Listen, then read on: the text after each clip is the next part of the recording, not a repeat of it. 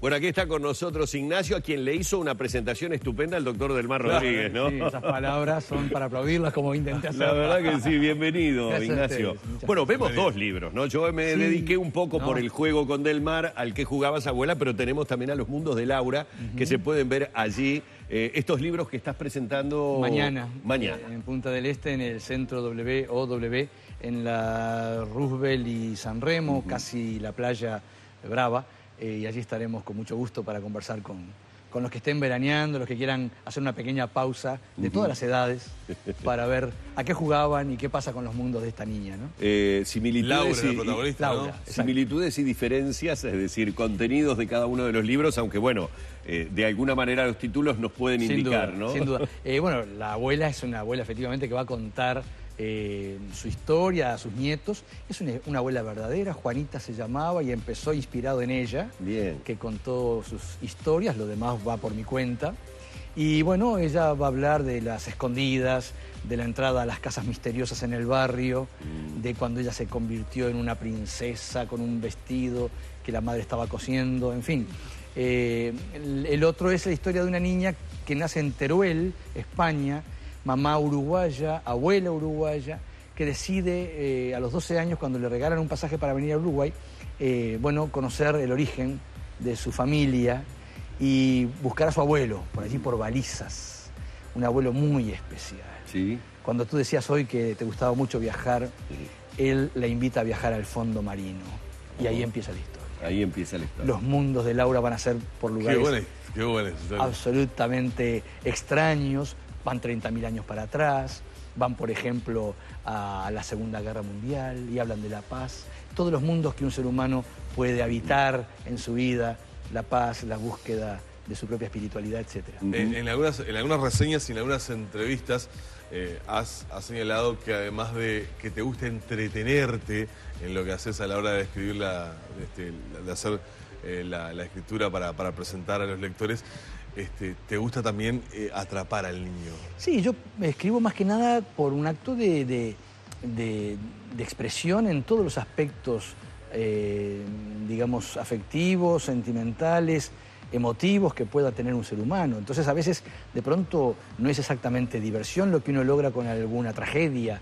que puede perfectamente comentarse para niños. Claro. La diversión es una parte fundamental, sin lugar a dudas. Yo diría más que nada el placer de conmoverse, de removerse, de moverse, de conocerse a sí mismo. Porque... pero que el niño piense también. Exacto. Los libros, si tienen, yo diría, una similitud es con los espejos, parafraseando a Galeano. Cada página que tú abres te devuelve una imagen que ya está en ti, porque esa letra fría sobre un papel por ahí no dice mucho, porque todo lo que dice ya está en ti. Y eso es lo que uno pretende, al menos yo en mi caso, con lo que escribo. Sin ninguna intención didáctica ni de enseñanza, no me creo capaz de enseñar nada, pero por lo menos en el encuentro del escritor y el lector, capaz que juntos sí podemos construir cosas. Una edad o unas edades en las que parecería, uno tiene la experiencia muy cercana, que es muy difícil acercar a nuestros niños y adolescentes a la lectura. A ver, se da... en mi caso, que justamente en casa tengo los dos polos. Tengo al adolescente varón, al que acercarle un libro es prácticamente destruirlo, porque no sé, se consume, le pasa algo. Y tengo a la niña de 10 años que vive pidiendo lectura, se lee absolutamente todo. Entonces, hoy, esta clientela, por decirlo de alguna manera, con las nuevas tecnologías, con esta tendencia a vivir permanentemente en un mundo virtual, ¿se alejan de este tipo de lecturas? No, yo diría que en los últimos, vamos a decir, 35 años, ha habido una ofensiva muy importante de la literatura para niños y jóvenes, con muchos colegas que vienen trabajando intensamente. Acá hay un mérito de las editoriales, de los ilustradores, del esfuerzo que hacen las ferias muchas veces, claro, ¿verdad? Que promueven todo este tipo de actividad y, por supuesto, de los escritores. Y a la prueba me remito. Muchos de mis libros, por ejemplo, están en el plan Ceibal. Los niños lo pueden bajar apretando una teclita. Sin embargo, eso no ha resentido la adquisición de libros en formato papel, porque hay efectivamente una especie de complementación entre ese objeto que casi es como, bueno, como tú mismo representado en papel y la pantalla que te devuelve muchas cosas y está bien que así sea, ¿no? Yo saludo mucho ese programa porque creo que ha sido una democratización de la literatura a todos los niveles.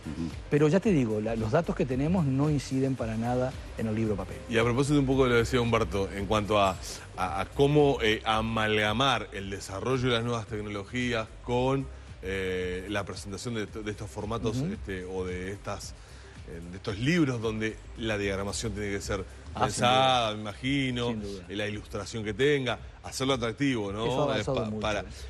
¿Cómo incide en el tema lectura y los niños, particularmente, los docentes, la escuela? Muchísimo, por lo menos en mi caso, creo que tengo muchos aliados en las escuelas y en los liceos que son grandes promotores de los libros, ¿no?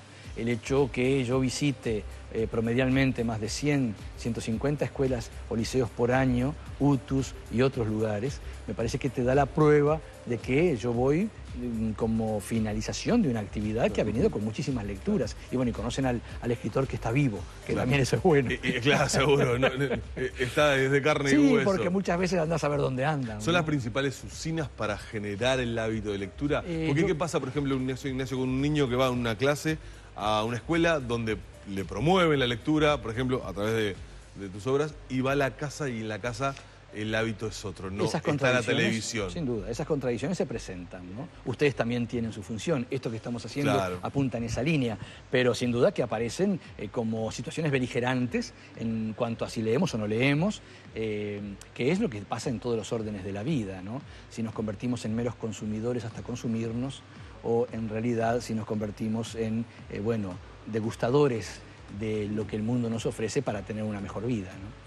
Hay un atractivo indudable en las historias que planteás, en las anécdotas que vas planteando en todos y cada uno de tus libros. Hablando ahora de estas dos presentaciones, yo recuerdo que, por ejemplo, una de las cuestiones que más adicción genera cuando hablamos con María Inés en Vivila otra vez de determinadas cosas que pasaron, es cuando nos referimos a con qué cosas jugábamos en nuestra infancia. Es decir, la asociación que tenemos de nuestros mejores recuerdos, de nuestros más gratos recuerdos, a esos juguetes o a esos juegos que ya han desaparecido. Entonces, en ¿A qué jugabas, abuela? Me pregunto si esas historias, por ejemplo, a más de una abuela o a más de alguna madre, a más de una hija, la va a retrotraer a situaciones vividas o por lo menos comentadas por alguna abuela de la casa. Es probable que sí, y además tienen cierta atemporalidad. Que me parece que eso también habla de que las grandes pasiones del ser humano se mantienen. La pasión por el juego, por el encontrarse con el otro, por abrazarse, por jugar con la pelota. Las pelotas de trapo siguen existiendo. O la rayuela sigue existiendo. Yo vivo en un barrio donde veo a los chiquilines jugando a la escondida. ¿No? Mis nietos juegan a la escondida conmigo. Me cuesta mucho esconderme. Pero es así. Es un poco lo que pasa con la realidad de una concepción de trabajo sobre lo que nos pautó en esa edad tan importante. Tú lo acabas de decir, los libros también son un punto clave en esa edad de los 5, 6, 7, 8 años que después los vas a recordar el resto de tu vida. Capaz que cuando lo lees a los 50 no te resulta igual, es lógico que así sea, pero sin embargo te va a marcar. Sí, sin ningún tipo de duda. Reiteramos las presentaciones de los dos libros, de Los mundos de Laura y de ¿A qué jugabas, abuela?, que los estamos viendo allí perfectamente para que ustedes los puedan identificar. Eso es mañana en Punta del Este a las 18 horas en el Centro Cultural WOW en Roosevelt y San Remo, preparatorio de lo que se viene el año que viene, que es una colección... El año que viene, no, perdón, este año, ya en marzo. Ya en marzo. Es una colección para los niños más chiquitos, de 0 a 5 años, y es un libro para los más grandes. Quizá tu hijo adolescente lo pueda apreciar. Se llama Una vez en los Andes. Y algo ocurrió en octubre de 1972 que lo vamos a escribir para ellos. Ah, qué bueno. Lo vamos a publicar para ellos con Editorial Planeta. Bueno, muy bien. Ha sido un placer tenerlo a Ignacio.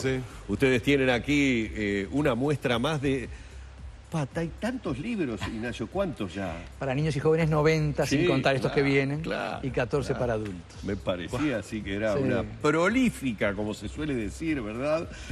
Carrera de escritor. Gracias por haber estado con nosotros. Gracias. Un verdadero placer, señores. Hemos tenido a Ignacio Martínez y les hemos presentado de alguna manera en sociedad estas dos nuevas creaciones. ¿A qué jugabas, abuela? Y los mundos de Laura.